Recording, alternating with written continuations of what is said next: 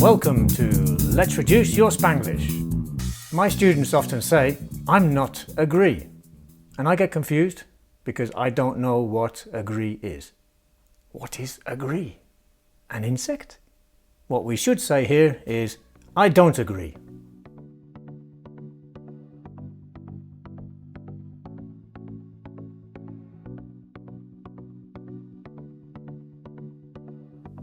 I agree. I don't agree. Do you agree? And remember, you are not agree. You are a human. So practice. I agree. I don't agree. Do you agree? Thanks for watching. Have a great day. Bye. And remember, you are not agree. You are a human.